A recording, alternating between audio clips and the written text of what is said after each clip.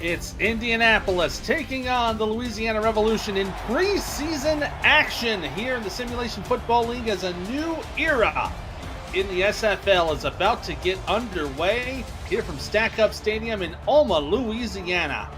Hello everybody, Ethan Muslin here with my partner, Mr. Gerald Smith. So a little bit of Louisiana bias coming out right out the gate, but we are going to have a fun game here today, a little preseason action. A little bit of seeing what all these new players can do, this new game that we have, and Gerald, I'm really looking forward to seeing some fun football tonight. Oh yeah, man, it's going to be some good stuff. There's a familiar face right across the sideline from the Revolution and Mike Ryan, and we got some new faces on our side as well through free agency, and we're all interested to see how these guys are going to play on their new teams along with all the rookies on both sides. Yeah, and of course, we've got the rookies from Louisiana. Chris Grant Jr., Dwayne Sanders are going to be in the backfield doing double duty. And then, of course, the new linebacker, Tommy Wellbrock-Busey. And then the rookies for Indianapolis, Noah Davis, Kenneth Gaston Jr., and Melodius Manning are going to be out there to be seen tonight. But it is, like we said, it is a little bit of a homecoming for Mike Ryan. Spent a few seasons in Louisiana before taking his GM job in Indy. So it'll be a little bit of a revenge game for one side or the other. Ball is on the tee, and we are underway here in Alma. Ball being taken at about the 2-yard line. Rego De Niro taking kick return duties, and he'll bring it out to the Louisiana 23-yard line. Bring out the first drive on offense today for the Revs, and it will be under Tommy Utah. He's having himself a pretty nice 5th season now in the SFL. He has been with the Revs since he was drafted. I formation with 2 wide receivers for first down. Utah going to throw. He'll put a little flip pass, but it falls incomplete. Looks like Cameron Collier, the intended target, but ended up getting deflected up on the line. Yeah. You had Indianapolis right there on that defensive line, right? You know, those guys got their hands up where I think they got their head up. Maybe it just poked their head up and hit him right in the face before it had a chance to get to Cam Collier there. So nothing doing on that one. It'll be second down, offset I formation, twins to the left side. Tight end set up to the right. Looks like 2 backs on the left side for the defense. It'll be a run for Salmons, his first of the game. Ends up going nowhere. It's going to be a loss of 1. Third down now and long. Yeah, now we get to see, you know, what the Revs are going to come out right here, right, on a 3rd and long. And it looks like they got 4 wide receivers out there, all 4 of their wide receivers on the field. And we're going to see here how Indianapolis is going to, you know, attack them on offense right here. I mean, you know, what kind of defense they're going to play to be able to shut down the Revs here on 3rd down. Da Vinci going in motion to the right side against the dime defense. Utah to throw, has the man up the middle, caught by Liam Hammer. Gets it out for the first down, and the Revs with a big 3rd down conversion to move the chains. Yeah, and that's the veteran presence right there in Liam Hammer, you know, just kind of running this route, good protection up front by the offensive lineman of the Revs, and, you know, kind of just found that space right in the middle of the field where they were just, you know, nobody really ran a good route and threw a good ball. Reset the chains, now to 35. And you notice there he's stepped up in front of Mike Ryan there, so there's already a little bit of revenge in that one. Sam is on the check down, will move out one on one, stays on his feet, stays down the left sideline and down into the Indianapolis territory, brought down at the 40-yard line. A big run for Salmons.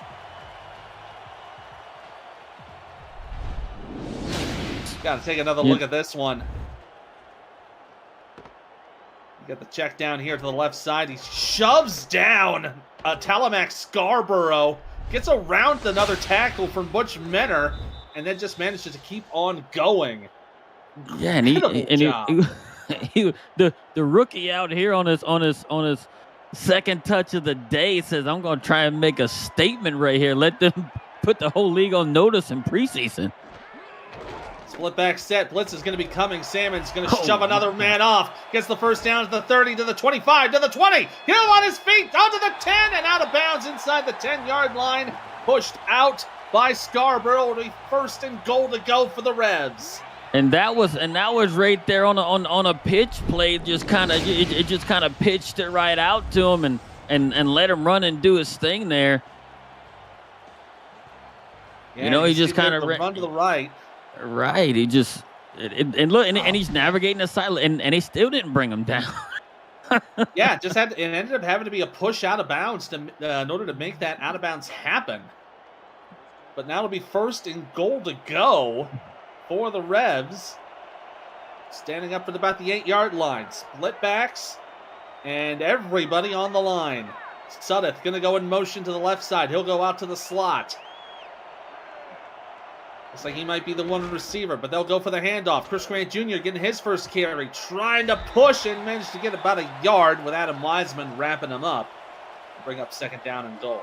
Yeah, very, very good play recognition right there by Adam Wiseman. Just kind of, you know, eyeing him up right there and just kind of, you know, just waiting for him to come right up in the clearing and hit him right at the line of scrimmage to give him, you know, just a minimal gain. Heavy eye for second down. They'll pitch it out for Salmons. He has room up the middle. Cut back in. It gets down to about the 2. Boy, this Revolution run game has been doing pretty well for themselves. 4 runs, and it's been going for about 35 yards of offense so far. Yeah, and right there, you can see right there that you know, on that run there, Salmons, once he turns upfield, he's got a little bit speed behind him. Salmons trying to push it up the middle, then he'll dive into the end zone. Touchdown, Revs!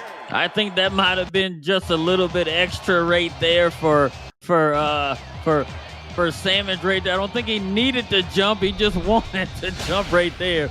But hey, look, the rookie puts his team up on the board right here in preseason, and that drive right there was the Dwayne Salmons drive. Yeah, that was the 4th run for Dwayne Salmons, the 2-yard run being the touchdown. Salmons' contributions to that drive ended up totaling about 62 yards of offense on a 78-yard drive. 6 out of 7 yards for Salmons being the key contributor for that score. Yeah, and all you had was 14 yards contributed by 2 other Red players on that drive. 13 from Liam Hammer on a pretty big 3rd down catch, and then Chris Gant Jr. with a 1-yard run. So it was all Dwayne Salmons on that drive. So that will be Indianapolis to return this kick. They'll be taking it about the 3. Running up the middle is Jay Viper, returning the kick. He's going to push up to about the 30. Great return on the play. Getting into a little bit of profitable territory. So you see Salmons kind of telling Chuck Diesel about that run. But it'll be Indianapolis ball now for Colin Pierce of the Ramblers. Going to get his first drive underway here in the preseason.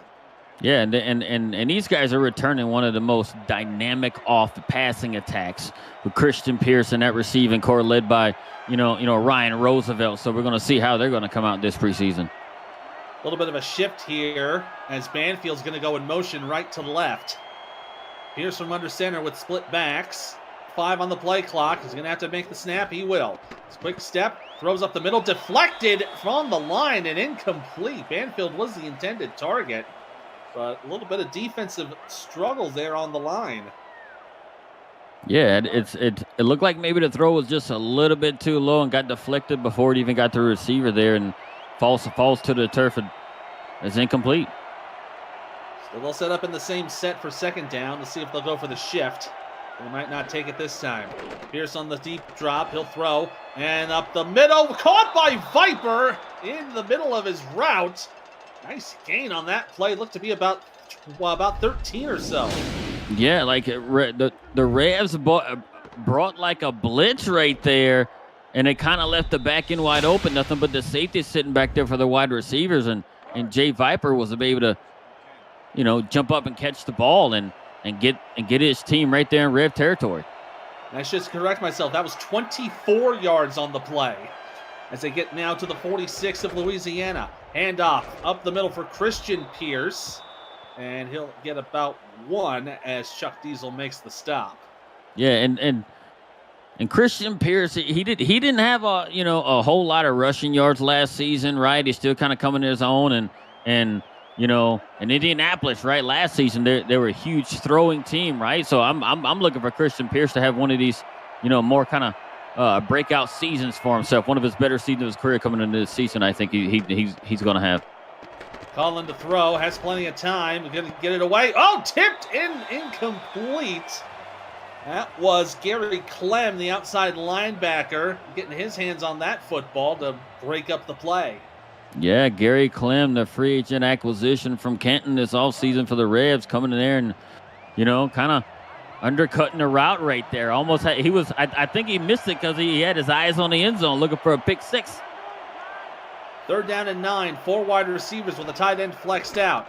Colin to throw. Pressure coming on the right side. Oh, but it's caught by Banfield and managed to get the first down with about 11 yards.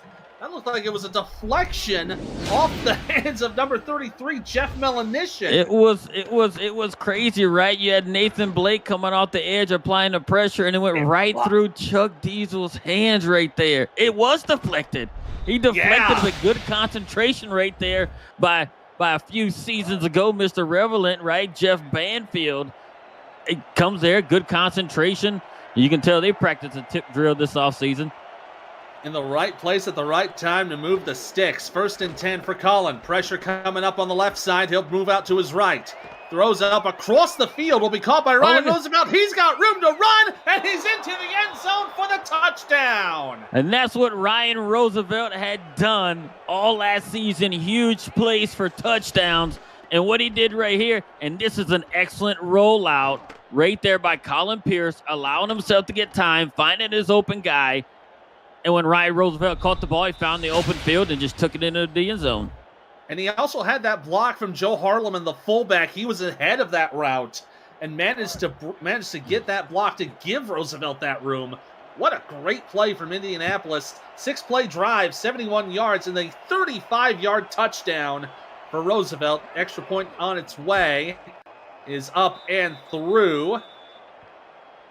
Pretty nonchalant kick there, but no problem on that for Juniper Belson to get that away. And this is the thing, right? And the Revs are known, right, for like their running game, in seasons past, just like Indy's known for their passing game. And guess what happened on first drive for the Revs? They kind of ran it down there and scored. Indy, on their stuff, they threw it down the field and scored. So it looks like these guys, at least in the preseason so far, hey, look like they kind of have an identity coming in right now. Absolutely, and it's kind of the second verse, same as the first from last season. Talked about Colin Pierce, the league leader in passing yards, got over 4,500 last season, and then of course Ryan Roosevelt, was about 100 and change away from 2,000 receiving yards. Utah to throw, gonna try to find a man, throws it out, and the tip is incomplete. Nice knock away from Kenneth Gaston Jr. There's one of the rookie linebackers there for Indianapolis, taking away the pass intended for Lyric Da Vinci. Yeah, making him some plays already. So, here he is, right? Just showing, the coaches, hey, look, not only in practice I can make plays, I can come into the game against some, opposing competition, make plays with by batting the ball down, getting in the passing lane. I formation versus nickel set for 2nd down. Utah to throw, blitz coming, has the pressure and gets it away, but incomplete for Collier. I have had that a little bit overthrown. And this is almost a repeat right here, coming in a 3rd and long that the Revs had on their last drive before they had a pretty big completion right there to Liam Hammer to kind of reset the downs. They're going to need something similar on this particular play right here to get to keep the drive alive. They'll have trips to the left side, receiver to the right, and then single back set. 41 dime for Indy. Utah with only 5 on the rush. Throws the man up the middle. Oh, and it was intended for Liam Hammer, but he caught up in coverage, and it'll be incomplete. Yeah, and Tommy Utah was under some pressure coming in there, right? Trying to let the play mature right there. And Liam Hammer just couldn't bring it in traffic right there. When you make the receiver, when you make him try and make a contested catch, right? Typically, it kind of falls into defense's favor right there. And now here the Revs are punting. So this will be a punt away for Vita Lee, the signee there for Louisiana. And Banfield to just get about maybe a yard if they're generous with them. But it'll be Indianapolis ball on the 40-yard line. Yeah, and see what they're going to come out with, right? If they're going to come out and kind of throw like they did or try and get their run game going, or or what? We're going to see if they're going to try and repeat what they did on their last drive, because they went down there and they looked pretty darn good. 3 wide versus the nickel set for 1st and 10, right at the Indy 40. Collin to throw, under pressure from the right side. Gets it away and it's intercepted! Picked off by Rolliman Hood and down to the 34-yard line in one play. The Revs are back in it in plus territory. Yeah, and here it is, Rolliman Hood. He's like the 12-year veteran on this team. Been here the longest, along him and Tank Bennett. Just kind of got right in there, and he just, I think it was a bad throw by Colin Pierce right there, with kind of the pocket collapsing around him, right? He's seen Gary Burney trying to come off the edge in his face there, and Mayer rushed the throw and threw it where he didn't really want to throw it, and Rolliman Hood was there to pick it off. Yeah, Hood was there. Clem was in coverage alongside. A little bit of a double-team effort there, and a great job for the Revs to get into business. Da Vinci going to go in motion right to left on the I formation. Nickel set for Indy. Utah from under center. Play clock down to 6. He'll go for the delay handoff up for Salmons, and he'll push to about to 30 and get about a gain of 4. Yeah, 4-yard gain, and that wasn't a bad pickup. It looked like it could have went for just a little bit longer, right there, but good read and reaction right there by the Indy defense to be able to just kind of, linebackers been able to step up, recognize it once the ball is handed off, and keep it to, kind of a minimal gain.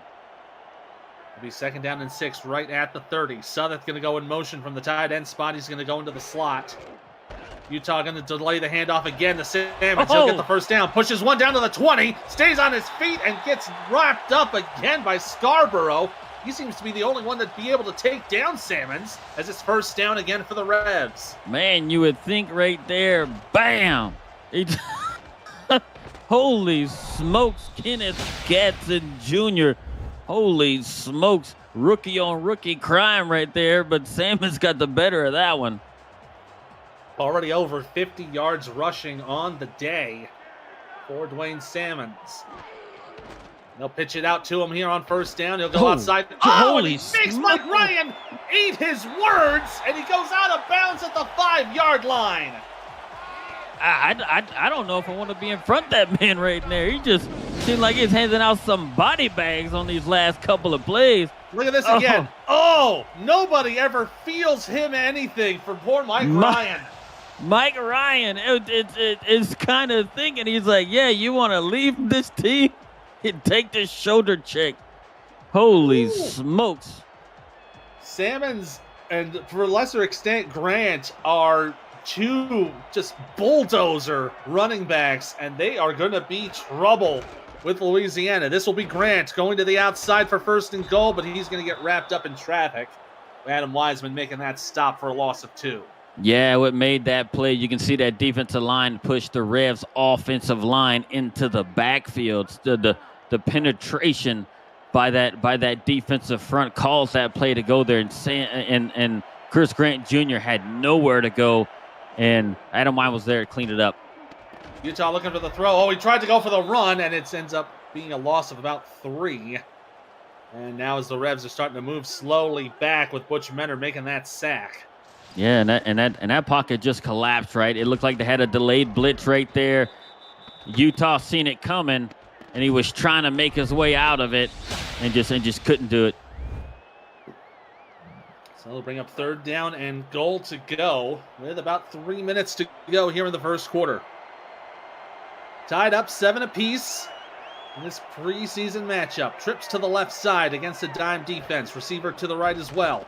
Utah going to throw as the man up the middle. Oh, it's out of his hands. Incomplete. He couldn't complete the catch. Oh, and that is Salmons. Oh, he is hurt. That's not what you want to see from the rookie. Melodious Manning laid a hit right on Dwayne Salmons right as he was going to catch the ball, and Salmons just did not get up. So that's not good. But, the Revs have a pretty decent backup running back right there. Fellow rookies got to step up, and Chris Grant Jr. Yeah, so we'll try to get an update on Salmons as soon as we can get it. Otis Boudreau to kick the field goal. It is up and through. Simple enough field goal to make it 10-7 with 2:51 left to go here in the first quarter. Yeah, the way to get points out of it right there, man. That drive, it was actually looking pretty promising right there for the Revs. And then, the Indy defense stepped up, and then, it's pretty unfortunate for the Revs. Good thing is preseason, though. With injury like that to Salmons, he may return. We don't know. We're going to look and see if we get an update on it. But the Revs got 3 points out of that drive. Still a positive result there for the Revs, as Indy's going to take this deep in their own end zone. Yeah, and they will do the wise thing and take the touchback. Good call there to just get you right to the 20-yard line. Don't risk any chance to try to lose yourself into negative field position. We'll see if Indianapolis can get themselves some more points, as we might have ourselves a shootout on our hands. Yeah, that's very, very possible right now. Split back with 3 wide for Colin. He'll draw it out for Christian, and he'll only get back to about the 21 with the tackle made by number 55, Brian Craven. Yeah, Brian Craven making an appearance here in preseason, right? Coming up with stopping him right at the line of scrimmage to only, maybe 3/4 of a yard or half a yard gain there. Second down for Colin. Has time to throw, but the pressure's coming. He'll get it away. Oh, what a one-handed catch from Jay Viper. He gets back down to the 28 for a gain of 6, maybe about 7. Bring up a third down and short. Yeah, that protection by the offensive line was pretty impressive. Colin Pierce had no stress on him whatsoever. And when you give a quarterback that kind of time, along with the receivers, it's going to find somebody open. 2 tight ends here for this third down run. They'll run it to Christian up the middle, and he'll get the first down, no problem, up to the 35-yard line. Yeah, there they are, resetting the downs and kind of making it happen right there. Offensive lineman, created a nice hole right there, and the linebackers weren't there to seal the gap, so they able to run right up the middle for about 5-7 yards and reset the downs. Back to this 3 wide set on the split back. They love this formation against the nickel. Colin with the delayed handoff to Christian. Steps up, stays on his feet, staying up just a little bit longer before Tank Bennett brings him down for a gain of 3. Yeah, very, very good pursuit there, right? If your teammate don't do it, they were, be able to bring him down. Chuck Diesel couldn't bring him down, and another guy coming in couldn't bring him down either, but he had a third teammate right on the end of it, be able to clean it up. Second down and 7, 2 tight ends, 2 backs. Colin from under center with about 1:10 to go now here in the first. On the step drop, going to throw up the middle, little short pass. We'll get about 2 for Harleman, the fullback, getting his first catch of the day. They'll bring up a third and manageable. Yeah, seen the rookie on that defensive play right there too. The linebacker rookie, Brock Bussey out there in that play, but good stop right there by Gary Clem after the catch was made. Third down now for Colin. He's going to roll to his right. Has a little bit of pressure. Gets it away, but it's tipped up and incomplete. Chuck Diesel with the hands. They'll bring up 4th down for Indy. Right, again on that play right there, Colin Pierce noticed the pocket was collapsing. He rolled out, created a little bit more time for himself. Chuck Diesel got himself in the passing lane, was able to tip the ball, and good play by the defender right there. So there was another tip drill type situation to be able to hit the receiver after the ball was tipped in the air so it had no chance to catch it. Now it's forcing a punt. They'll bring up the punt for Matty Wiseman. Picks up, and it's a bit on the high side. Fair catch will be called by Rego De Niro right at the 20-yard line. Yeah, now we're gonna see what it seems like early on in the preseason game. Salmons was the one getting the bulk of the carries, but now Chris Grant Jr. is going to be the guy in the backfield, and him alone, right? They won't have to split carries here on this one here. It's going to be Chris Grant Jr. getting any kind of carries that come out the backfield with Salmons being out. And he is set up there in the rear in the I formation. And they'll go for him on the draw. Jr. up the middle. We'll get to about the 23. Nice gain of 3 there on that play. Yeah, that was a good first down play. That's about the 3rd time I've seen the Revs run that running back draw play right there. Look, and it looks good right off the bat, man. But the Indianapolis linebackers, it seems like they have pretty good closing speed. Right when he gets right up the middle, he's just be able to close down on it. Yeah, even with the nickel set, they've been doing pretty well with it. That'll be the man in motion over to the right, going into the split set. They'll pitch it out to Grant. Stays on his feet a little bit on the push, but they'll get about one as Jack Russell will make the stop. It'll be 3rd down and 5 on the other side of the break. Down to 1 quarter, 3 more to go here in this preseason game. Louisiana up 10-7. This is the Simulation Football League presented by APM Music here on YouTube. Now the Rebs are yet in about a 3rd and medium, right? They've been having a good share of 3rd and relatively longs this game. Let's see if they can come out and kind of convert right here. They'll go into a 3-wide set. Grant's going to go in motion. He'll go into a receiver slot. Throw for Utah. Will be up the middle. Oh. One-handed grab by Da Vinci. It's a 1st down to the 36-yard line.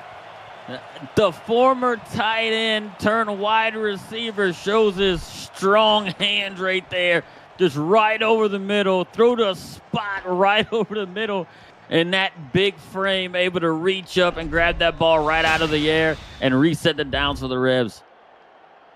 Great throw there for a gain of it'll be about a 10-yard gain. Resetting the chains, resetting that marker. 1st and 10 now at the 37. With the 2 backs for Utah, he'll look to throw. Rolling to his left, gets it away, has the man, and it's incomplete. Might have just missed that one by a hair. Sudeth, the intended target. Yeah, I saw him roll out and I thought he saw somebody good and he threw it and it just, I don't know what happened. It just kind of just fell to the turf. It almost looked like it was to nobody in particular, but I guess the camera guy said, hey, it was going to Sudeth somewhere down there. Now 2nd and 10. Offset eye with twins to the left. Utah to throw. Pressure coming up the middle. He'll get it away. Caught in the middle of the field. Great catch for Adam Banks. Now inside plus territory. Welcome back, Adam Banks, to the revolution, right? We call him Mr. 3rd down here because every time a 3rd down is around, the guys seem to make plays, and here he is. Picking up close to 20 yards on that pass play right there, right up the middle, and the Rebs are moving down. And look at them. The Rebs are doing it in a different way right now, right? With Salmons in the game, they said, hey, we can run the ball, feel like how we want. Hey, Salmons is out. We're gonna see what Tommy and his receiving core can do, and they're able to throw the ball downfield right now. Utah going to roll to his right here for 1st down, throwing across the Wide field open to an open Liam Hammer, who gets inside the 20-yard line. And that's something as a head coach you don't want to see. A guy roll to his right, throw across his body to the left. But Tommy Utah says, I got this, coach. And he throws it there because he sees his number 1 wide receiver wide open by close to 10 yards. Unbelievable in the job red there zone to read now. That. Gets it to Hammer, gets it for a gain of 13, gets it for about 25. Brings it to 1st down, now just inside the red zone. They're going to mark it at the 18-yard line. Offset eye, 3 wide receivers. They will go for the run to Chris Grant. He'll go outside, tries to push back in, and gets to about the 12. Nice gain of 6 there to move it to 2nd down. Yeah, he had some room, really good blocking up front, was able to hit the edge. And then, I mean, he once he turned up, it seemed like he had some speed and look out defenders, right? He kind of rolled over defenders. Defenders took him down with him. Pitch out to Grant. He'll go to the right side and gets double teamed up there at about the 10. To bring up 3rd down and short. Man, I got to laugh. I don't know what Cam Collier was doing on that play. He ran through there, had a couple of guys in front of him, and he didn't hit any of them. Looked like he was just spinning around like what's going on? If he would have picked somebody up, Grant Jr. might have been able to pick up that 1st down. They'll push it up the middle for Grant again, but he does not make it to the line to gain. It'll be 4th down with the stop from Wiseman. Wait, looks like this will be another kick for Otis Boudreaux. Adam Wiseman, right? Oh, Here comes a challenge. It's a challenge in preseason. He threw that with some authority. Yeah, I wouldn't blame him. At least take a shot at it to see if you can get that extra bit of yard that you need. So we'll take another look at this. Yeah, I think we might get a real good look right there. Let's take a look at one more angle. That's a bad angle. That is close. That's going to be close. I think they will give him the spot of the ball, but I think it We're will gonna still see. be short. Overturned. Okay, so there will be a Oh, movement of wow. the ball. Let's see if it's first down or not. Then we're gonna see what we got. Call's overturned. Like what's Yeah, it's going going to on? be fourth down and Yeah, I was inches. It thinking was that too. It's like, just hey, short. right? I guess if you challenge it, you're hoping that it's a first down. And I was thinking the same thing. At best, that's a weird challenge. It almost backfired. Hey, we'll give you the little extra yard, but it's still fourth down. This will lead to a 25-yard attempt for Otis Boudreau. Up on the way, no problems there. No good field goal, make it 13-7. With 7:29 to go here in the second quarter. See there the 10-play drive for 71 yards. Yeah, the two-time special teams player of the season in Otis Boudreau has no problem with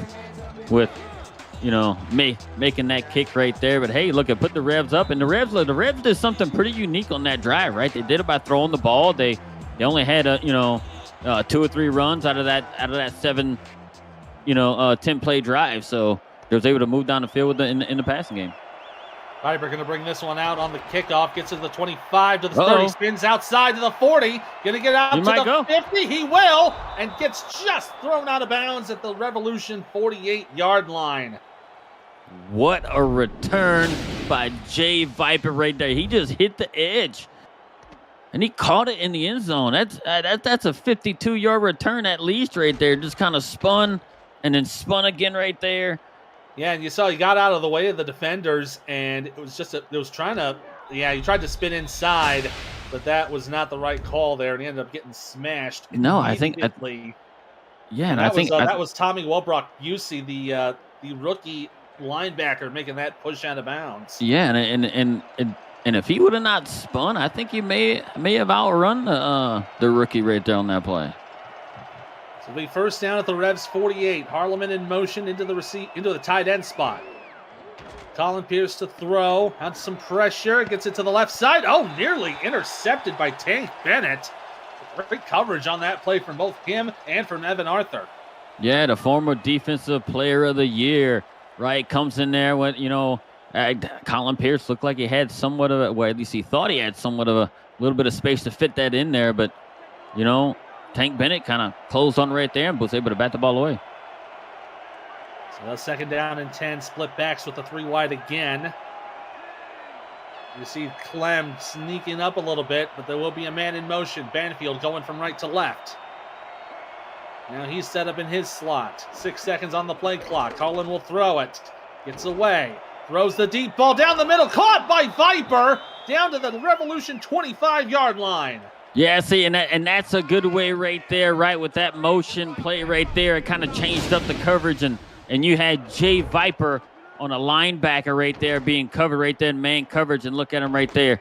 Yeah, a wide receiver should beat a linebacker every time, and that's what happened. The linebacker and Chuck Diesel just couldn't stick with him, and here we are. They're right on the edge of the red zone right here, looking to get some more points.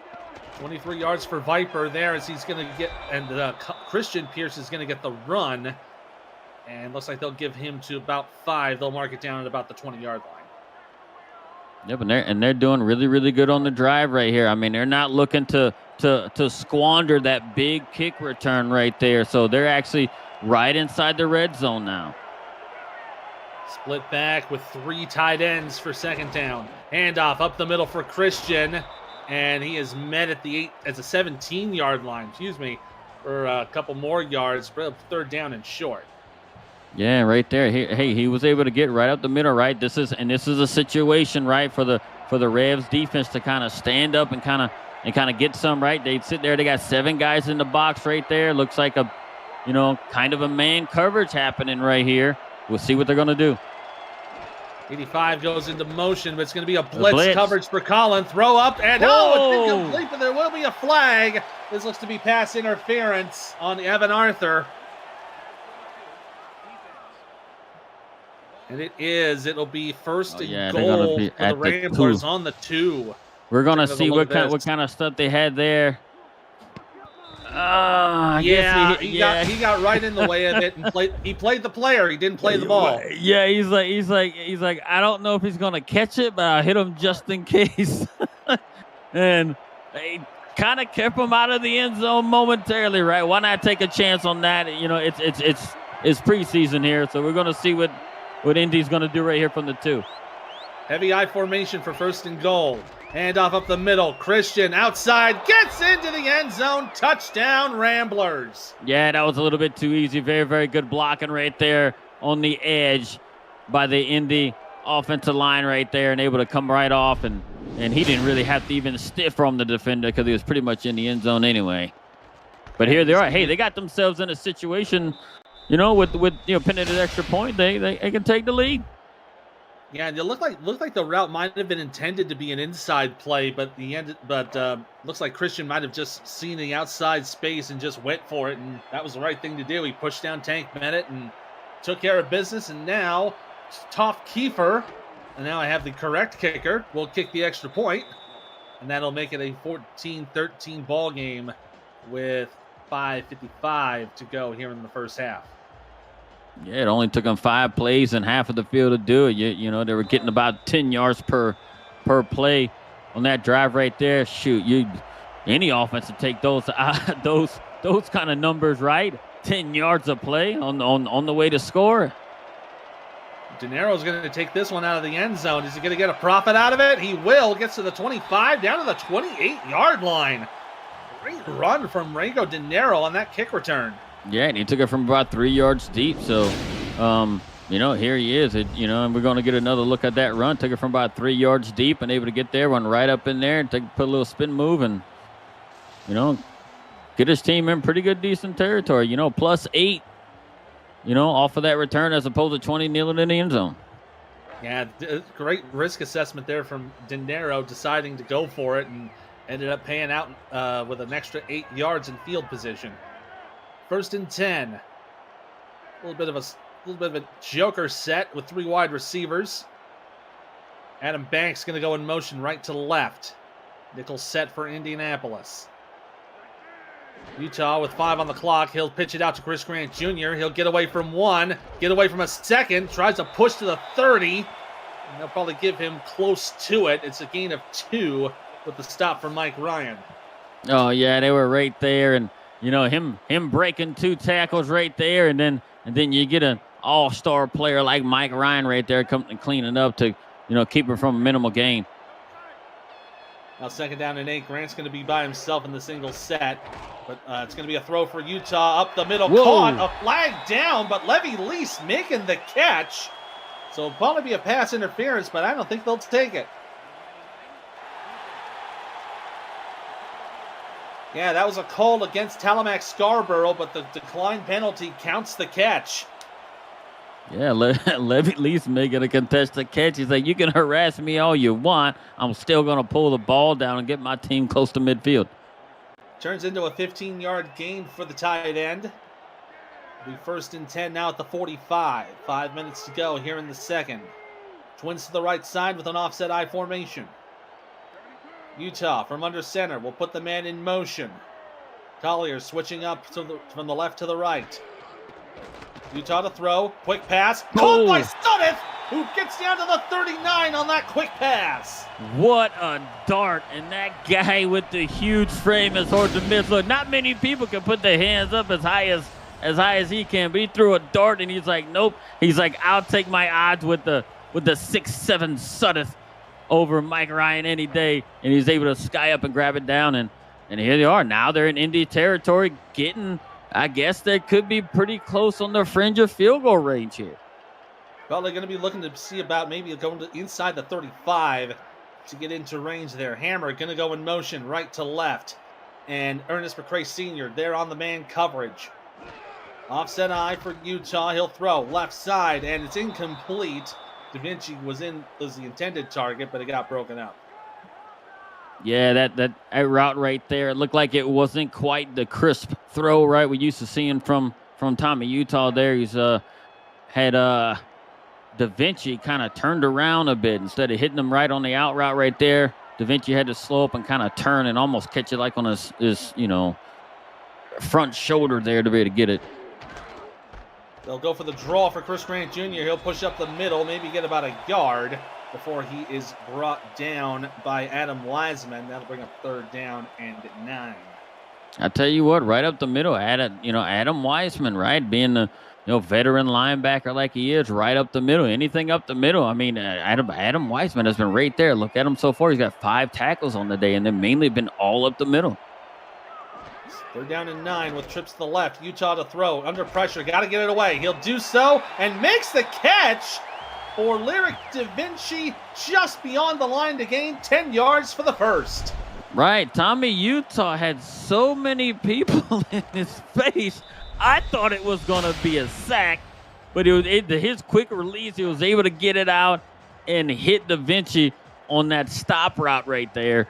Either that or Da Vinci just took it upon himself to stop and realized that they had kind of had a blitz coming, but just cut his route short and help out his quarterback. Let's split back for Utah. Quick pass caught by Hammer. He'll get down to the 11-yard line. Another 14 yards to move the sticks. Yeah, it seems like the Revs have every answer, it seems like, whenever they, Indy went down and scored, and here the Revs right at home just kind of marching down the field. Here they are on like the 10-yard line. Right outside the 10-yard line. They can actually still pick up a 1st down if they get to the inch line. Yeah, it's 1st and basically goal to go on the 8th play of this drive.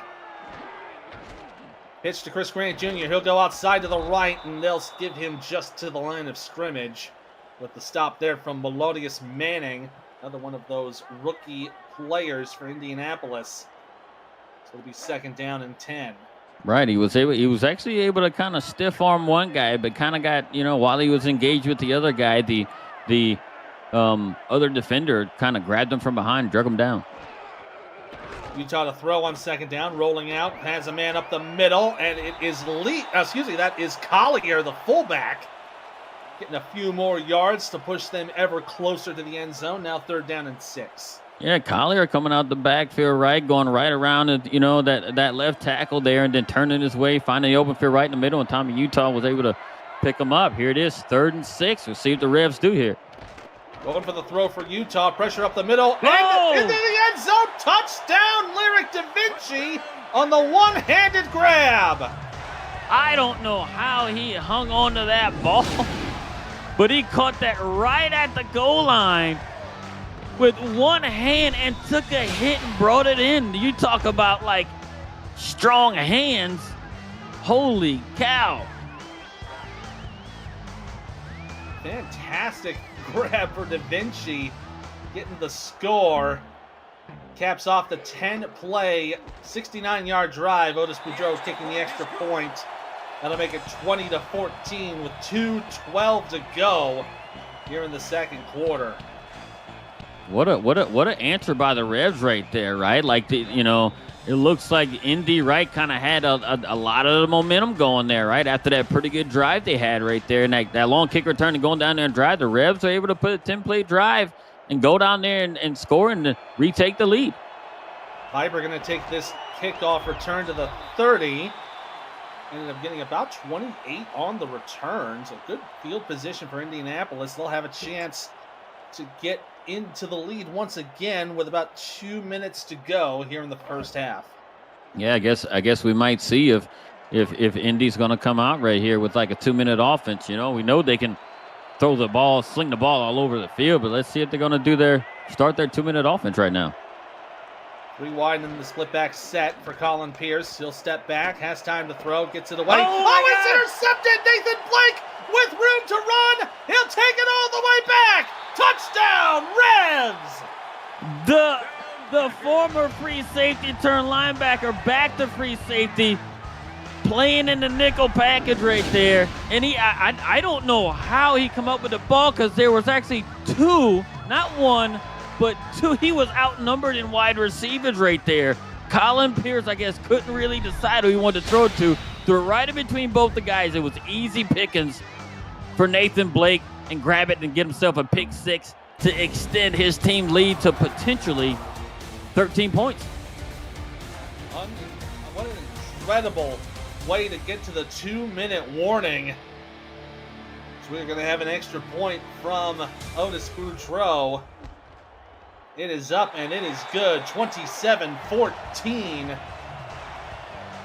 And so we're going to now have 2 minutes, under 2 scores now for Indianapolis, if they're going to get the ball right back.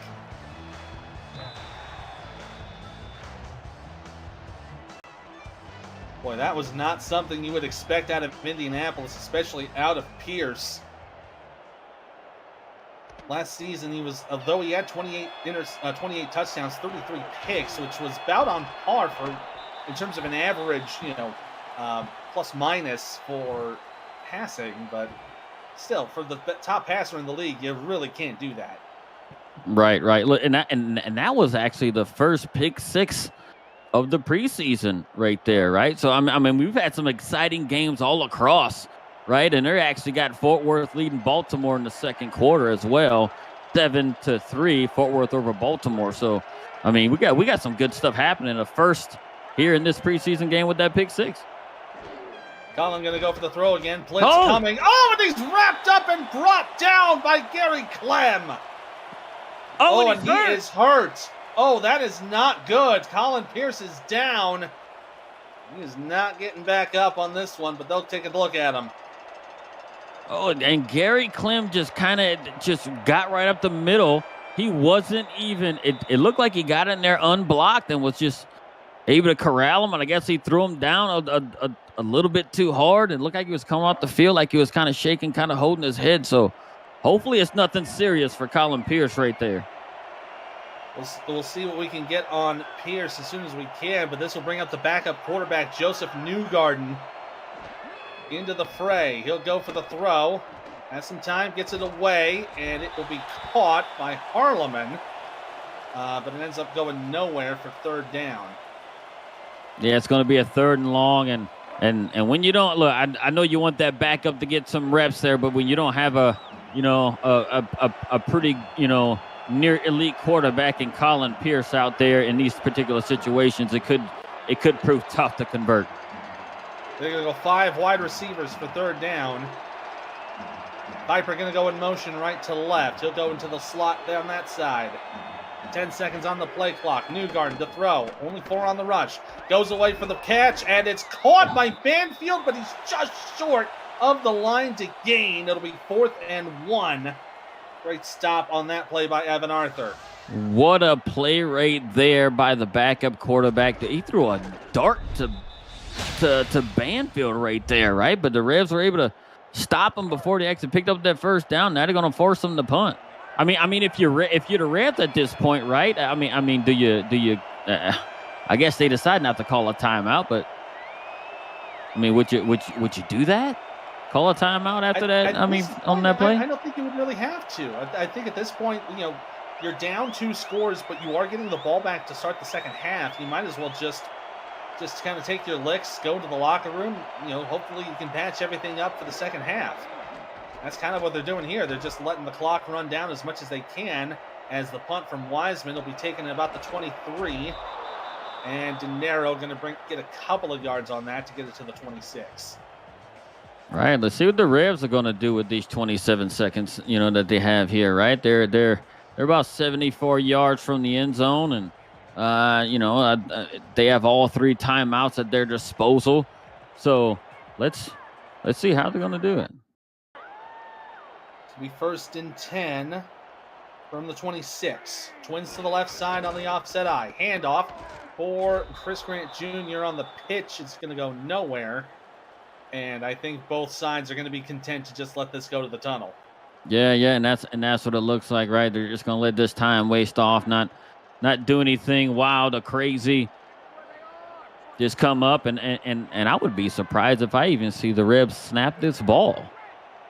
4 to go on the game clock. They might go for 1 play, and they will let it go on the fake to the fullback. It'll be Chris Grant Jr. getting a couple more yards. Got about 6 or 7 on that one, and that will be a nice little positive way to end the first half for Chris Grant Jr. Yeah, get him an 8-yard gain. I mean, he haven't seen a whole lot of touches since Salmons went down, or even any kind of a, heavy running stuff from from the Revs there. But hey, they were able to do it in the passing game here. But they lead by 13 at the half. Yeah, 13-point difference for Louisiana. They lead at 27-14. As we come to the first half break. We'll take a look at these stats here from the first half. Tommy Utah, 161 passing yards compared to Colin Pierce's 101. So he has been the top passer of the game. But if you look on the running, it's been pretty much 2-1 in favor of Louisiana. And the Reds have kind of done it both ways, right? They're kind of it seems like they started out the game and they were doing it on the ground, and then look, 7 of 10 for 66 yards for Salmons before he got hurt. Look at Liam Hammer, coming in there, and the turnovers so far, right? The turnovers is what has been the difference maker right here in this game, right? Because if you look at it, the Ramblers are down 2 scores, right? You got 2 interceptions, one by Rolliman Hood, and you got another, pick 6, right? That turned into points for the Revs right there. Colin Pierce throwing it, prior to his injury. I think it's a good half of both teams, minus the injuries that we, that we saw there. It's kind of unfortunate, being able to, see that particular stuff. But here we are. We're coming into the second half. We're going to see how everything's doing. Look, and there we go. There's our update. We have the injury updates here for both Dwayne Salmons and Colin Pierce. Both of them will be out for the remainder of this game. Salmons with a hyperextended elbow. So that will be, unfortunately, their nights are finished.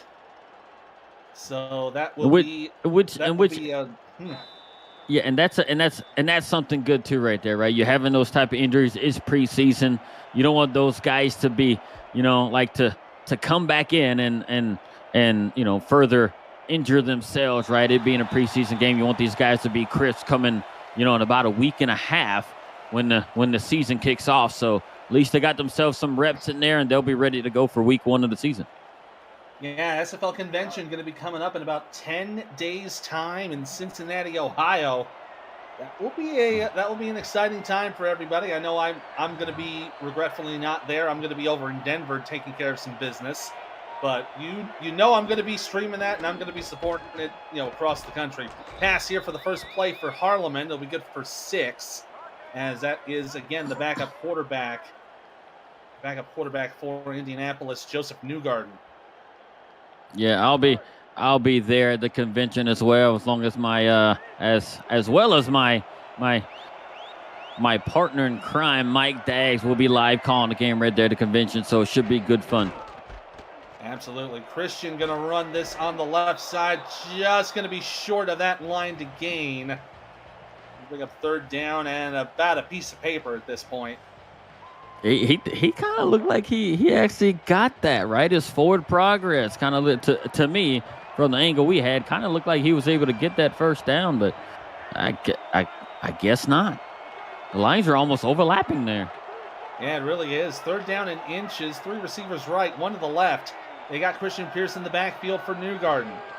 From under center, Newgarden the throw. Pressure coming, but he'll get it away. Oh, and it is incomplete. Broken up for Ryan Roosevelt. Great job there from the Rev defense, and that'll force them to punt. Yeah, right on the edge between the corner and the safety, right? They played it perfect. They almost similar, almost looked like they almost baited him into that right there, right? To making that throw, thinking that something was there that really wasn't, and the Revs were able to knock the ball down. And here they are getting the ball back, and they want going to see if they can extend on this lead.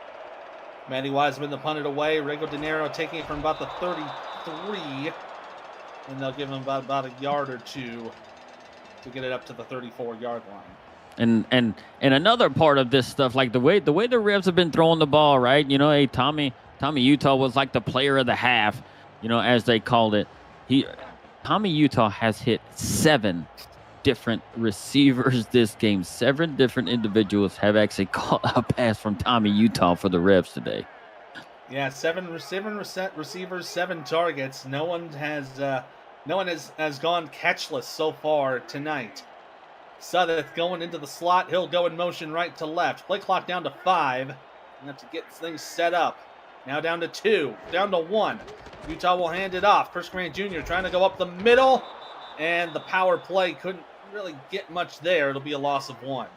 That Telemax Scarborough right there too, right? Look, and that's what a good defensive front would do for you, as long with as well as a very very good linebacking core, right? Anything at the second level, they've been there to clean up, especially up the middle.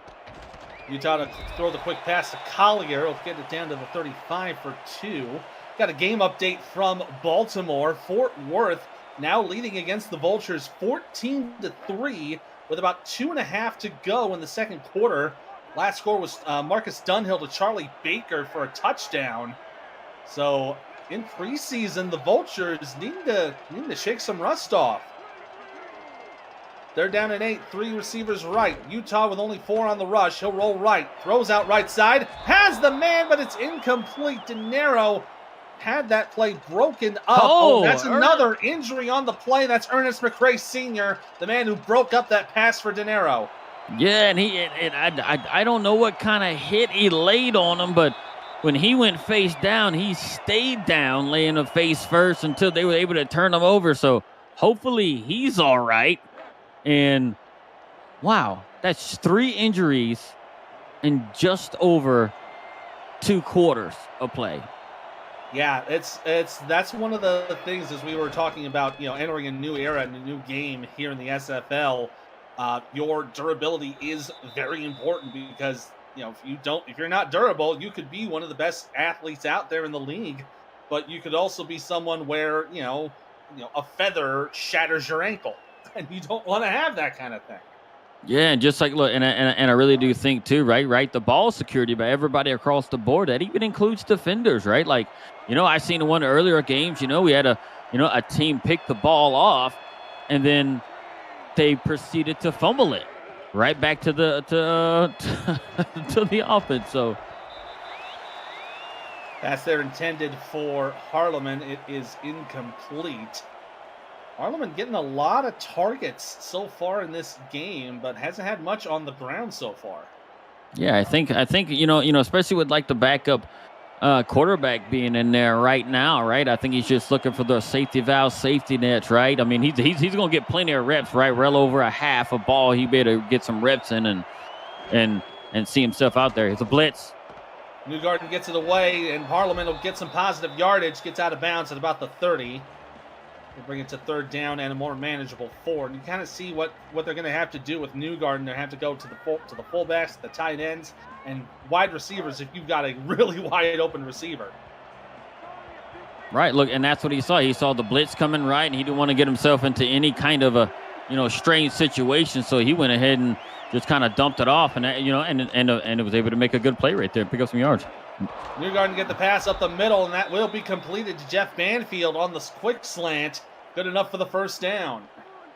Right, and way to reset the downs from number 3 right there, right, hitting Banfield coming across, and Banfield matched up against the kid who had that pick 6 earlier, right, and he just bested him on that route and able to put it down and keep drive alive. Yeah, good one-on-one matchup there with Banfield versus Blake. He ended up winning that one. So that'll be 1st down at the 40. Following that drop play for 9 yards. Newgarden with the quick pass. Oh, out of the hands of Gary Clem. Incomplete. And they were going to Jeff Banfield again, and Clem was right there, just right off his fingertips. I like to say this sometimes, right? Hey, linebackers are linebackers because they don't have the hands to beat a tight end. And there he was. He had a little bit of stone hands right there, not being able to bring it in.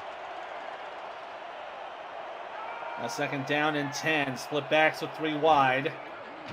Newgarden to throw. Quick pass again for Harleman, and it's knocked away again. Incomplete. Blake that time with the coverage. Right, and there it is right there, right? He's been hitting, throwing it to Harleman right out of the backfield, quite a bit. He's been getting a lot of targets here, but now it's a situation right here where the offensive line has got to step up and, protect for the quarterback, and these receivers are going to have to make plays. There's a blitz. Blitz on 5, and it's going to be incomplete. Bit of a low throw for Jay Viper. He wasn't going to get a hold of that one. They'll bring up 4th down. Yeah, and the Revs defense put on the blitz right there, kind of I don't know if quarterback there looked a little bit panicked, but I think he kind of. It's just the way that where the ball went. It looked like he may have, throw it off his back foot and not have the strength behind it like he normally would, being able to step up and throw.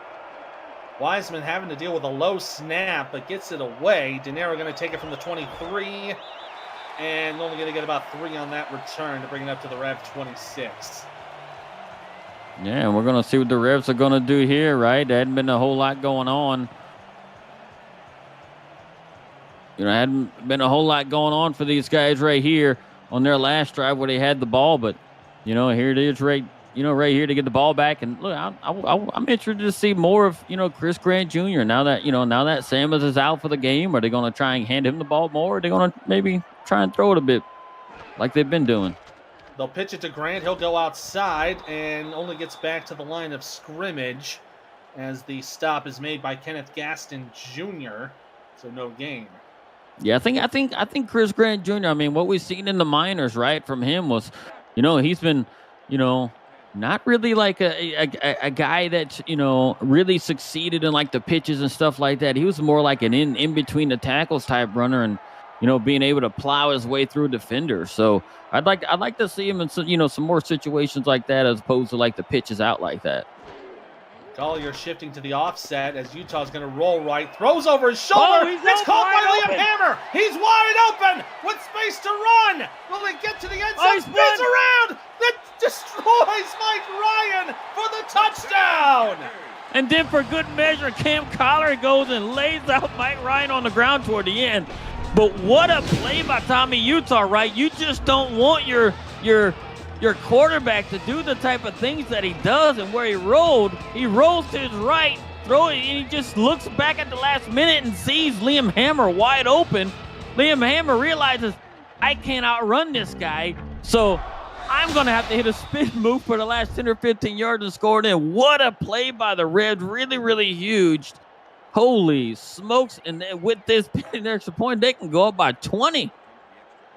Yeah, this would be a 20-point lead if the extra point is good for Boudreaux. Now Liam Hammer, 4 receptions, 125 yards with that touchdown. The extra point is up and through. 73 yards. 74 for the touchdown because it was that 1-yard loss. Wow, one big play, and now it's a 20-point gap between the Revs and the Ramblers. Right, and look, and if you really think about it, Ethan, it's like the Revs' last 2 touchdowns they had were really huge plays, right? So the Revs were up 20-14. Indy had the ball. Nathan Blake had the pick 6, made it 27. And here we are, right after it, the Revs forced the punt and got the ball back. 2 plays later on a huge play, 74-yard touchdown pass from Tommy Utah to Liam Hammer. 2 huge plays. And now the lead was 6 points, and now it's 20.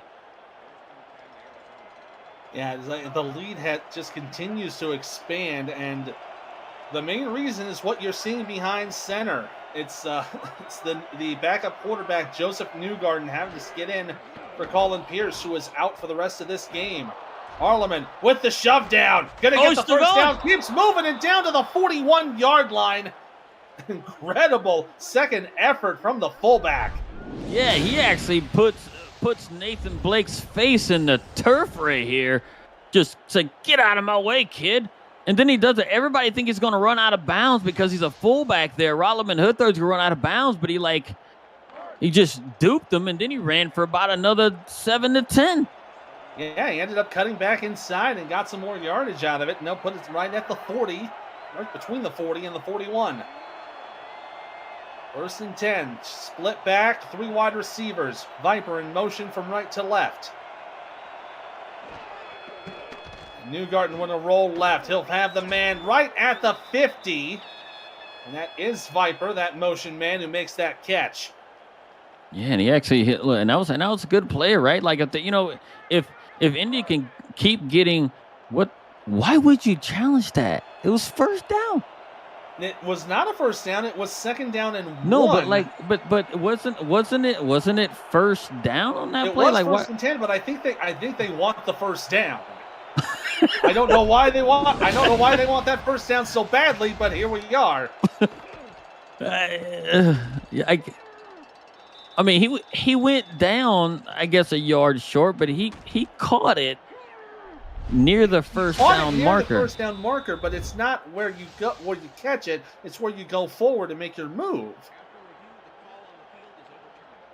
And they overturn it. So what? Okay, they will respot the ball. Right. So if this is 2nd and inches, I don't know. I may eat the mic, Ethan.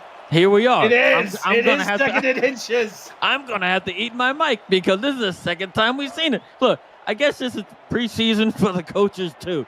Knowing, hey, look, man, let's not challenge anything crazy. Why would we want to waste a challenge on a? That is 2 successful challenges, though. So good on them at the very least. Handoff for Christian Pierce up the middle, get down to the 40-yard line of Louisiana, and about an 11-yard gain to move the chains. Right. I'm still reeling from the 2 successful challenges that were not really successful. It's so crazy. But look, Christian Pierce had a good run right there, right? He's not doing too bad. He's almost 4 yards a carry. Yeah, he has been doing pretty well for himself. 9 attempts for 36 yards so far.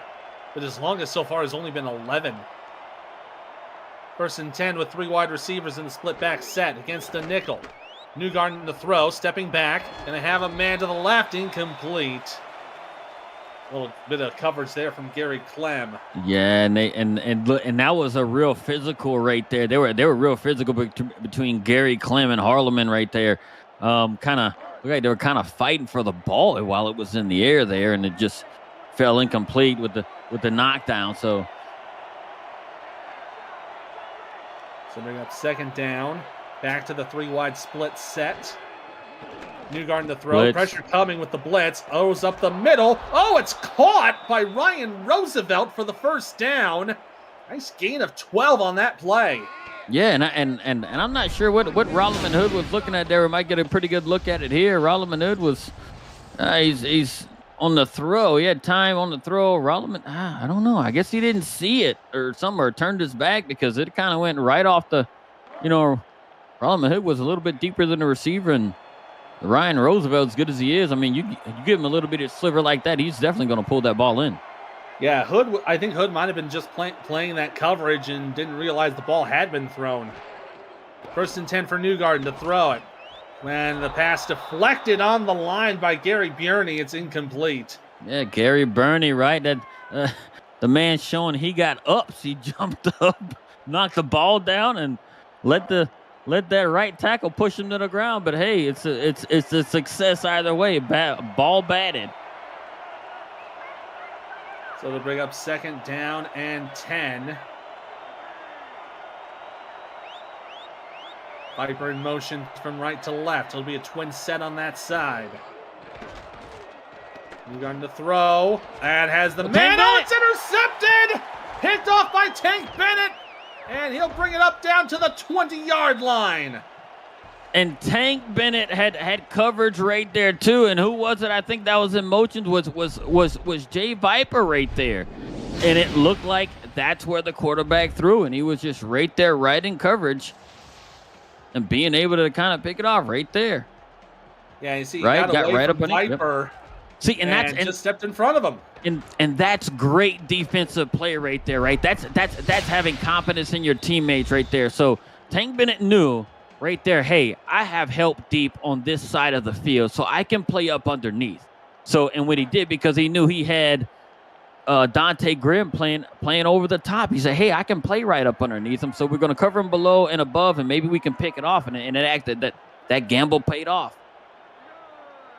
So it'll be 1st and 10 for the Revs. Adam Banks going into motion to the right side. I formation with 3 wide. Nickel set for Indy. Utah going to throw. Has some time. He'll go for the short pass for Collier, and it's broken up by Mike Ryan.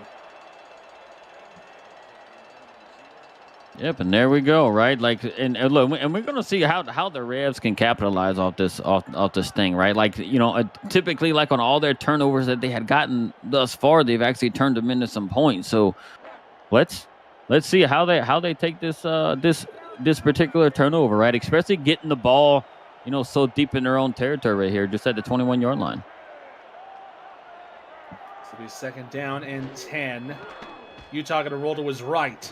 As the man on the throw. Oh. Wow, what a big hit to Sudduth. And he gets up to the 45-yard line for the 1st down. Looked like Sudduth before it cut away. He was going to do, I got the 1st down.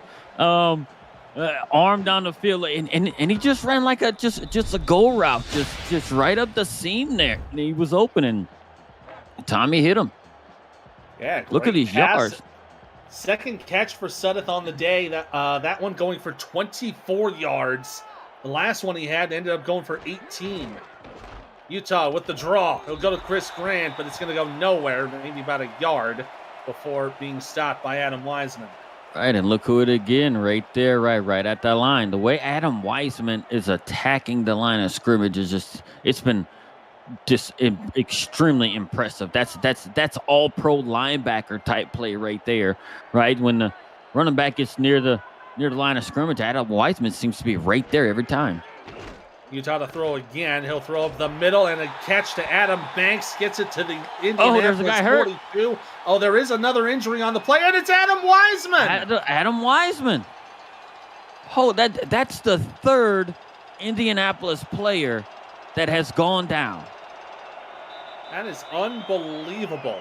And this is the thing, right? And this is one of the things right here that we have to look at with going from the previous, platform that the league was on to here, right? Like where, they got to get some condition in these guys and, the durability, right? And everything else. It's a 3rd player for Indianapolis to go down. It's under. Oh, hold on to this football. He'll get about 6 and get it down to the 34-yard line.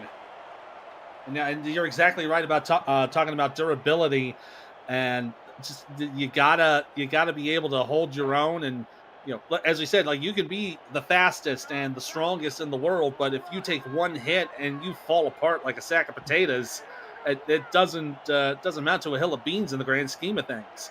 Yeah, it's 3 injuries in one stuff. I mean, you got to get these. Oh, there you go, Chris Grant. Grant with a bit of a stiff arm there on the defender, gets to inside the 30-yard line for 1st and 10. Yeah. As far as I'm in the condition of these players, man, we're gonna see how important, right? Like these guys, took care of themselves along with the the transition from the last platform to this one, and you gotta be durable to keep yourself on the field. If not, I mean, you're not doing your team any favors. Grant on the pitch to the left side is only going to get back to the line of scrimmage as he's down for no gain.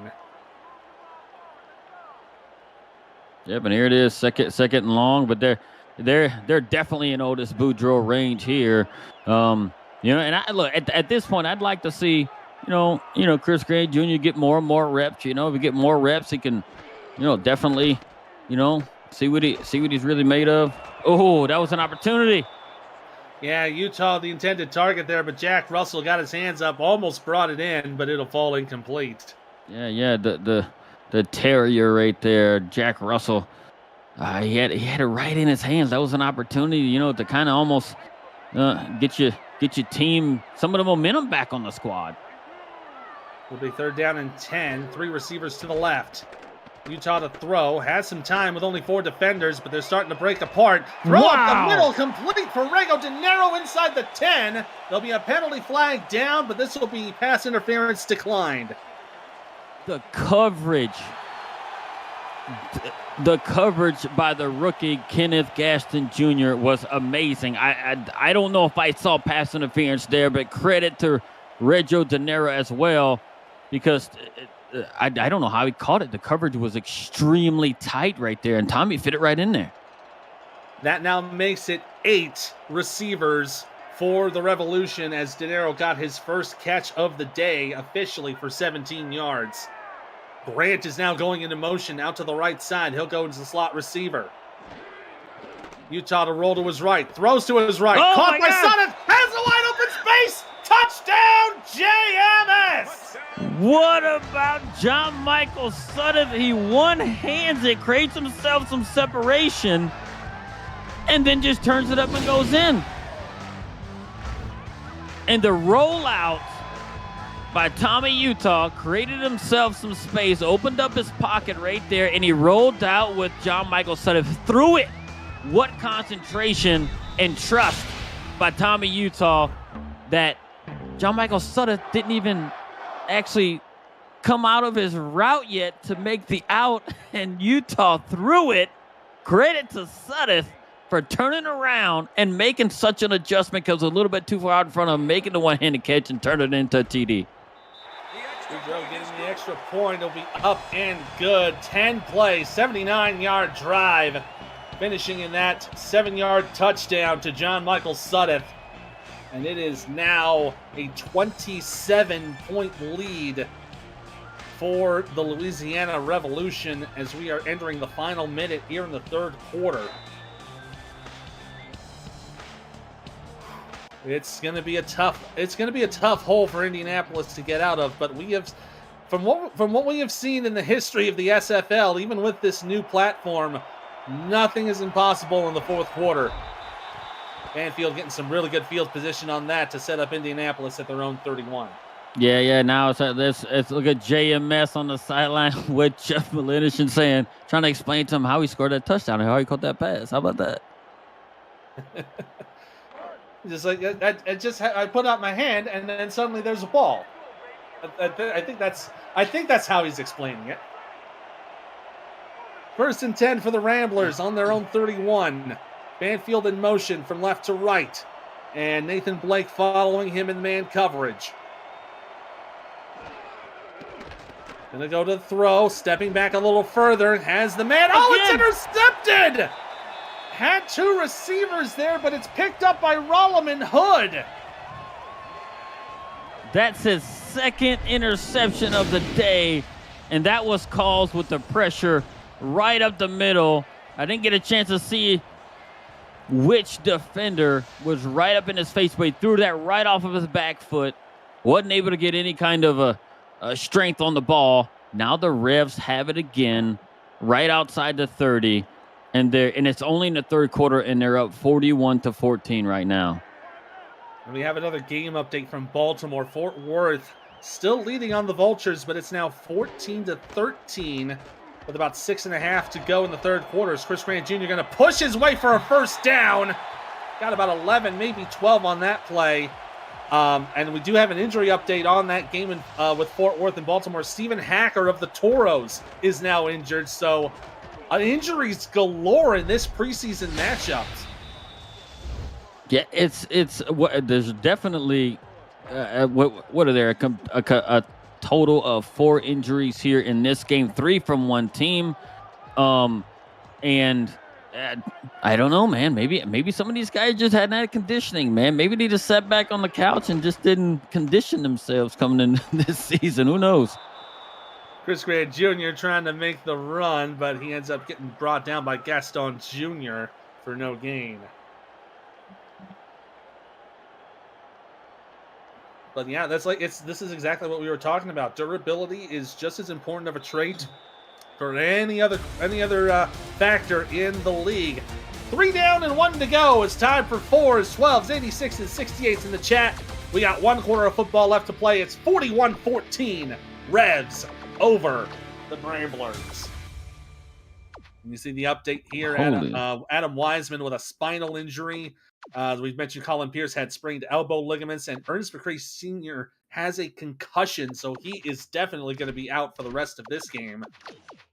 Yeah, he put Ernest McCray put quite the hit on that wide receiver. I think it was Reggio De Niro that he knocked the ball out, and when he hit and he fell, he just stayed face down, and it didn't look so good. So, yeah, man, they gotta do something, man, and leading up to week 1 and try and get these guys a little bit more conditioning so they can, stay on the field and keep themselves healthy. Grant going to take this run, and again, back to the line of scrimmage. Another stop on that play by number 56 of the Ramblers. So bring up 3rd down and 10. There they are. Look, and the Revs have been pretty successful on these 3rd and longs right here, right? Utah's been rolling out the pocket, throwing across his body, doing stuff that you say don't do as a coach, but it seems to be working for him today. Utah to throw here on third down, rolling out to his left, has a man down the field. Whoa. Oh, it's intercepted! Another rookie. Picked off by Gaston Jr. down to the 20, out of bounds at the 24-yard line. That's the first pick of the night for Tommy Utah, and it goes to the rookie linebacker. Right, look, and he played that really well, kind of stayed up underneath right there. They were going to Chris Grant Jr., and Gaston Jr. says, hey, with the old veteran and Adam Wiseman out, I can step up and make plays too as well. And hopefully right here, right? Hopefully, I mean, it's just the beginning of the fourth quarter. You never know. This could really be, a turn of the tide of sorts, right? We'll give Indianapolis the ball back. It could get, and you're absolutely right, could give them that spark they need. Throw here with pressure coming on the right side, and it'll be incomplete, intended for Harleman. Broken up into coverage by Evan Arthur. And the Revs, right? I mean, it's I don't say it's unfair, right? But when you have the backup quarterback in right there for Indy, and you have these, a full force of starters on defense, it's just not quite the level playing field as you would want to see in a game. But hey, good thing for for Indy right here, right? Like it's still, it's preseason and. Nothing really at stake here today.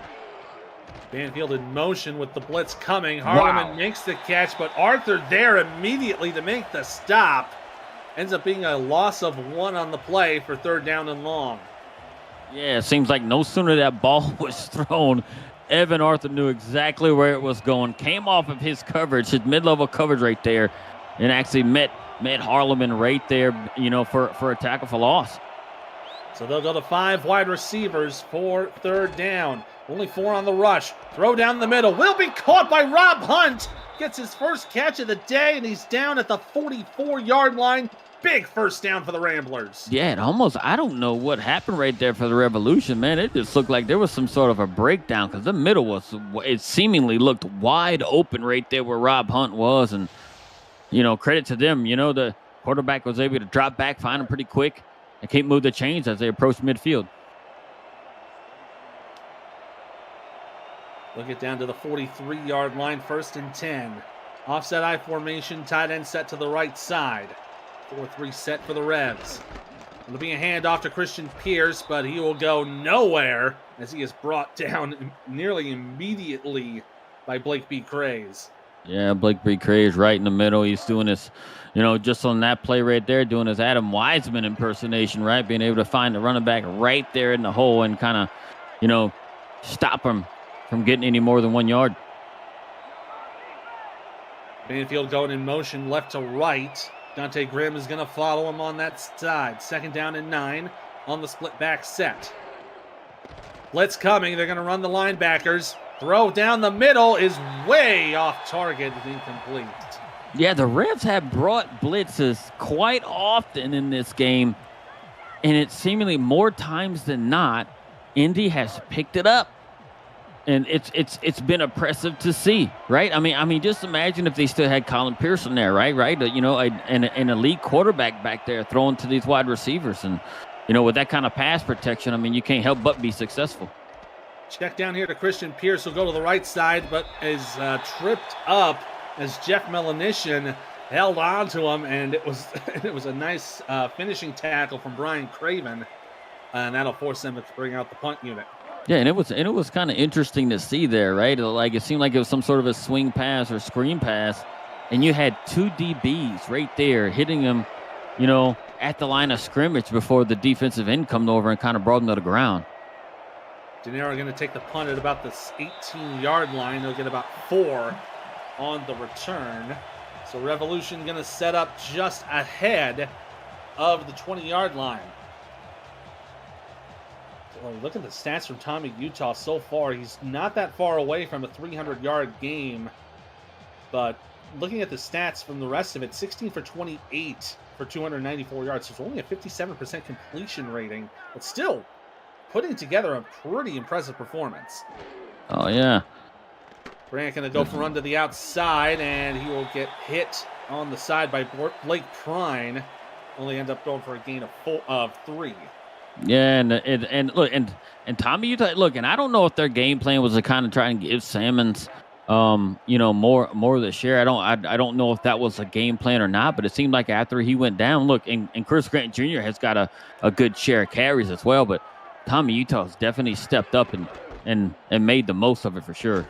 This is going to be a run to the outside. One of the backup running backs trying to go outside, ended up going nowhere. Ended up being about a loss of 2 by the looks of it. Yeah, he didn't look. He almost looked like he was tired or something. He wasn't moving very swift at all. No, not at all. Trips to the right here for 3rd down. Utah going to throw. Had the tip, and it's incomplete. Chris Grant probably could have had a chance at it, but just got a little too far ahead, so they'll bring up 4th down. Yeah, and here we are. I mean, you got for a punt. Here comes Vida Lee come out to punt for the Revs, and kick it back to Indy right there. With 6.5 minutes left, I wonder. I'm just curious of what Indy's going to do. Right? Are they just going to try and maybe air it out and see what they can do with their backup quarterback in there, or what? It's going to be interesting to see how they utilize like these last few minutes of the game here. And a good return there from Jeff Banfield, taking it from the 35 and ends up returning about 11 yards. Takes a look here again, from the 35 and then pushed up the middle and just kept on going and rolled out to about the 46. So a nice 11-yard return on the punt. That'll be one of the nicer things you see here in this new era in the SFL. More running on the punt returns, getting a little extra yards, a little extra field position. Yeah, and on a previous platform, man, you didn't see a whole lot. It was really if you got a 10-yard run, or if you got a 5-yard run or more, it was something special. Right here, it seems like, hey, look, man, we'll get some more explosive plays on that end, I think. Banfield going in motion to the right here with the blitz is coming. They still pick it up, throw out to the left side. Harleman makes the catch and knocked down at the 42-yard line by Dante Grimm. Great catch there for the 1st down. Yeah, and if I'm not mistaken, I don't think that was a spiral. That looked like there was a spiral. I thought it kind of came out like almost end over end because he kind of threw that right into some traffic there. But look, he's thrown to his go-to guy right there, right? And Harleman out of the backfield. I mean, he's been his safety net ever since he came into the game after Colin Pierce went out. Now 1st down in Revs territory from the 41. 3 wides on the split back. Nichols set for the Revs. Plenty of time to throw here up the middle. Will be caught by Ryan Roosevelt right around the 20-yard line. Again, Grimm there to help make that play. And there's the explosive receiver right from the left-handed quarterback right there, throwing it down and getting it to Ryan Roosevelt right in front of the safeties, right? And look, he's 3 catches for 75 yards, and he had one for a really big long gain early on in the game from Colin Pierce. But that guy's going to get his yards and his touches right come when week 1 rolls around for sure. Absolutely. Banfield again going into motion to the left side. 1st and 10 from the 16. Little short pass to Banfield. Will get inside the 10, down to the 9-yard line, where it'll be 2nd down and 2. Yeah, it looked like Banfield, if the Revs didn't have a partner come in there and keep him from going, it looked like he might have dragged Tank Bennett across the 1st down marker. But, had a teammate come in and was able to keep him from getting those extra 2 yards and resetting the downs. 2nd down and 2. Harleman going in motion. He'll become a receiver on the right side. There'll be a handoff. Christian Pierce trying to break through. He will get to the 1st down and into the end zone. Touchdown, Ramblers. What a run by Christian Pierce right there. He goes right up the middle. Looked like he kind of got pushed to the side or in the back by the Revs defensive lineman there. And then he's able to kind of get through there and then fight off Gary Clem right there. Gary Clem is an all-star caliber linebacker that Colin Pierce just sheds him like he was, I don't know, like he was a dirty towel or something. Says, get out of my way. I got a touchdown to get. Incredible finish there from the run for Christian Pierce as the extra point is up and good for Kiefer. 4 plays, 53 yards, makes it a 3-score game now with about 4:45 to go here in the ball game. And do you onside this early, or oh, they are. Here we are. Yeah, I don't blame them for trying. At least take a shot at it. It's got to go at least 10 or at least touched, and it is touched by. Oh wow! Like did they get it? It is Indianapolis football. Let's take a look at this. It bounced off his hand. Oh it yeah, did. It was off the hands of a revolutionary, and it's Indianapolis football. Wow, this is gonna get fun if they go down and they score right here. If they go down and score, they can reduce the lead down to 20-13. And they're going to start out with 5 wide receivers. Looks like it's a bit of prevent defense for Louisiana. Throw here to the right side will be caught by Viper. Gets about 6, and they are going no huddle. And that's another first this season. First onside kick recovered this preseason. Another quick throw, and that one is knocked away, incomplete, intended for Ryan Roosevelt. Yeah, and that was very, very good tight coverage right there by Nathan Blake, being able to, be there, get there at the same time as the ball did, and be able to knock it away from Ryan Roosevelt, from him being able to pull it in. But look, there ain't no quit, even with the backup quarterback in here in this Rambler Ball Club. And they'll go from the shotgun here for 3rd down and 4. Again, 5 wide receivers, only 4 on the rush. Time to throw it out, and they will get it to Randy Pierce, the tight end, who gets the catch for the first down, and that's the backup quarterback, Castro Neves, making the throw. And again, back to Ryan Roosevelt down to the 40, and yeah, they're going no huddle on this one. Right, and that was Randy Pierce's first catch of the day right there. Neves from the shotgun again with pressure on the blitz, and again Pierce making the catch, second one of the day, and they are going no huddle very quickly. Yeah, and they in the shotgun. 5 wide receivers again. Quick pass again to Roosevelt. He'll shed one. No, he will not shed the tackle. Only gets about 4. Boy, and they are hurrying themselves back to the line. Neves again with the quick pass. It's intercepted! Picked off by Jeff Melanishin. That's down to the 20. Is he going to go? The 30. Getting cutting breakthrough. He won't. He'll get down to the 34-yard line. One-handed catch by Jeff Melanishin. Right there, coming back after seasons and seasons away from the game. He comes in here and he's showing up pretty big that he can still play at such an elite level. Left-handed. I don't know if he's right-handed or left-handed, but he comes in there with a left hand and picks it off. And that's the Revolutions, I believe, their 4th interception of the day. And I think that right there could very well just seal it for the Revolution for sure right here. That's interception number 5 of the game for Holy the Revs. Smokes. 2 for Pierce, 2 for Colin Pierce, 3 for Castro Neves. So it will be Revolution ball on the 34. Handoff, Chris Grant Jr. on the right side. Tries to stutter step and ended up getting about 3 before being taken down by Jack Russell.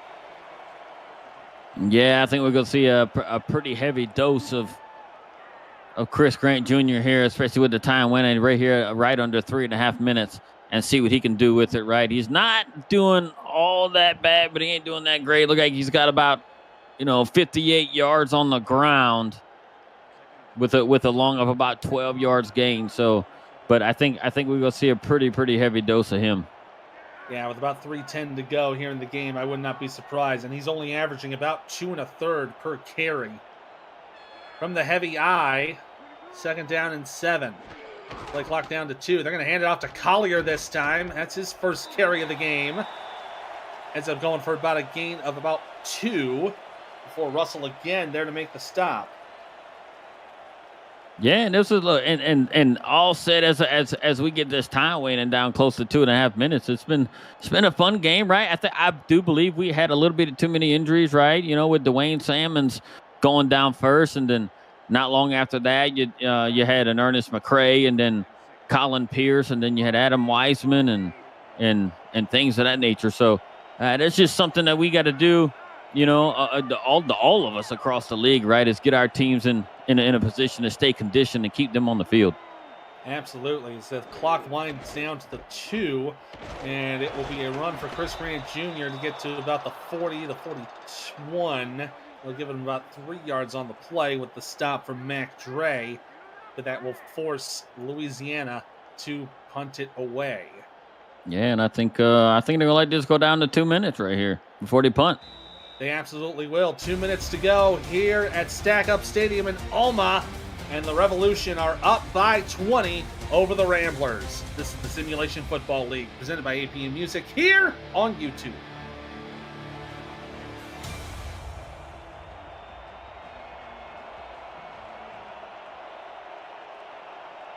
So Vita Lee will be out to punt this one away. Easy snap, bit of a high kick. The fair catch is going to be called at the 21-yard line by Banfield. Well, they're down by 20 with 2 minutes to go, and we've seen stranger things happen in this league, so I'm not going to discount the possibility. Yeah, look, and the possibility is definitely there, right? Throw it to your guys like Banfield and Ryan Roosevelt, right? And guys like Jay Viper, Rob Hunt, or even Randy Pierce, throw it to those guys. And I mean, they're definitely playmakers. They're no stranger making the huge plays, especially what Indy was able to do last year in their passing game. It'll be Nevis to throw. Quick pass. It'll be complete to Roosevelt down to the 34-yard line. They'll call their first timeout. Quick update on the game between Fort Worth and Baltimore. Fort Worth scored a touchdown.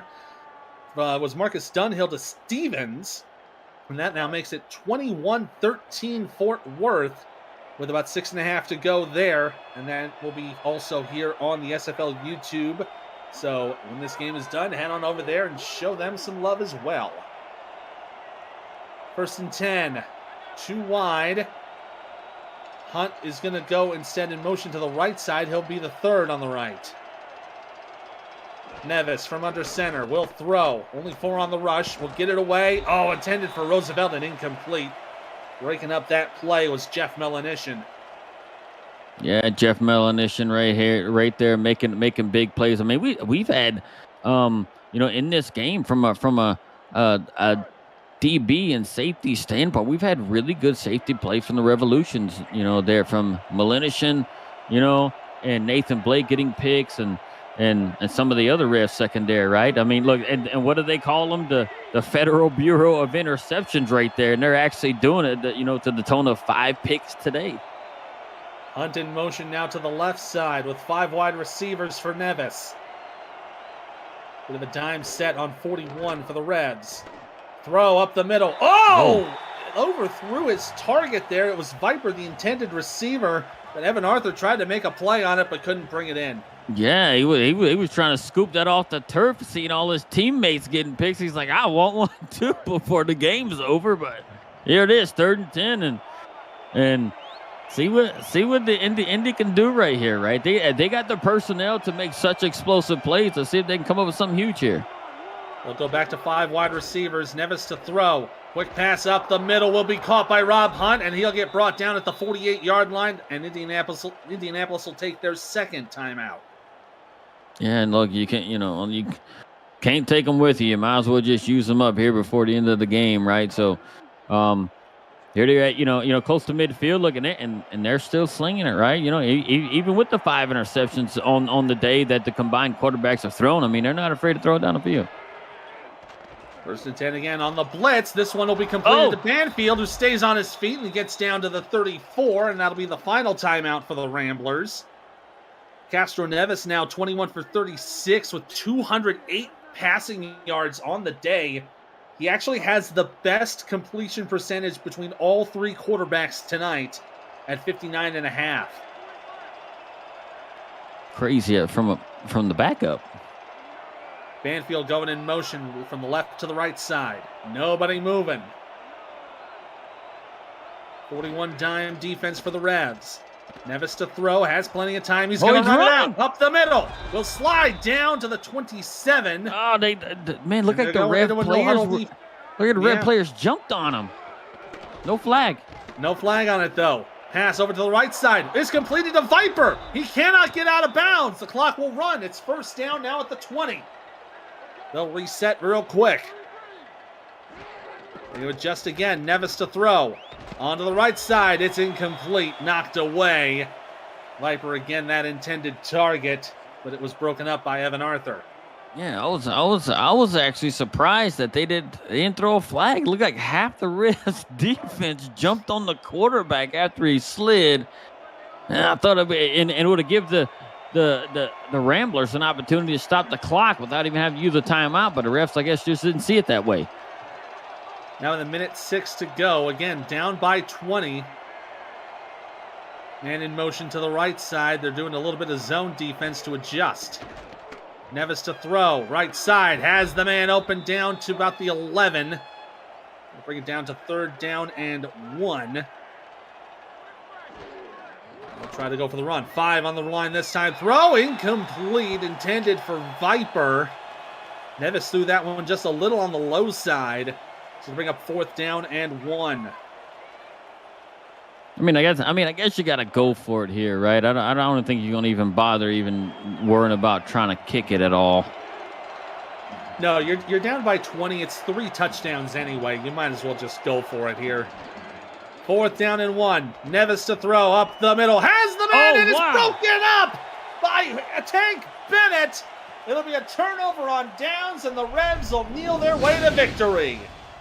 Tank Bennett comes in there, right? Like I thought Jay Viper had it, and Tank Bennett just kind of clips right out the front. Got there, same time the ball didn't, jarred it loose. And now we're going to see the victory formation for the Revs here.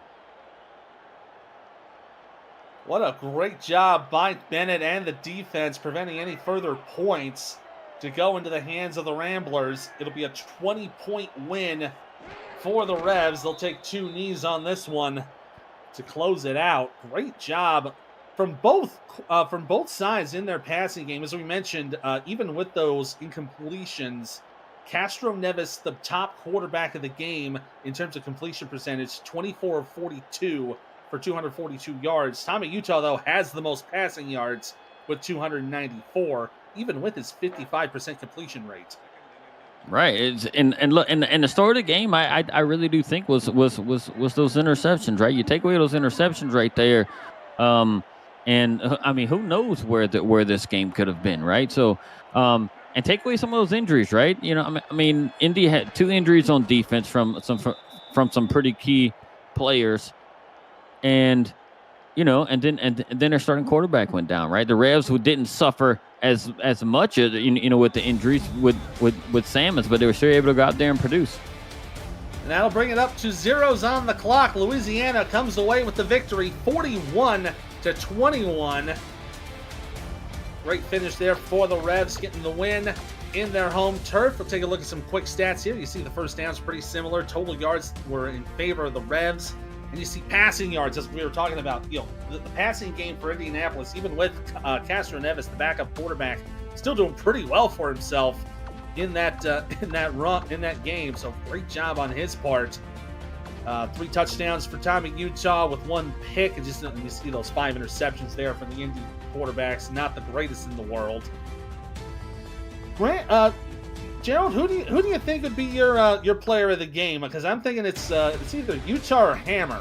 Yeah, it's either got to be one of the 2, right? So I would give the nod because he hit so many receivers in the passing game. You can't help but give it to Tommy Utah in it right there, right? So I think the way he played offensively, right? Its completion percentage wasn't really up there like you would imagine. You know, but hey, look, it's preseason, right? They're all trying to get their feet under them and all that stuff, right? And they're actually testing out some new plays here, there, whatever else, right? Just to kind of seeing what's going to work on this new platform, right? So, you know, yeah. So it's got to be Tommy Utah with what he's done today, because after Salmons went down, they went ahead and you know, got themselves in a situation where Tommy's like, hey, look, man, let's just throw it, and being able to hit 8. I believe it was 8 different receivers. And you know, and make plays, and that's just what he did. Plays, yeah, fantastic job from Utah. 16 of 29, 294 yards, 3 touchdowns and a pick, a 110 QBR. That is definitely a good choice for player of the game. That is going to do it here from Alma, Louisiana. Once again, the Revolution beat the Ramblers in preseason 41-21.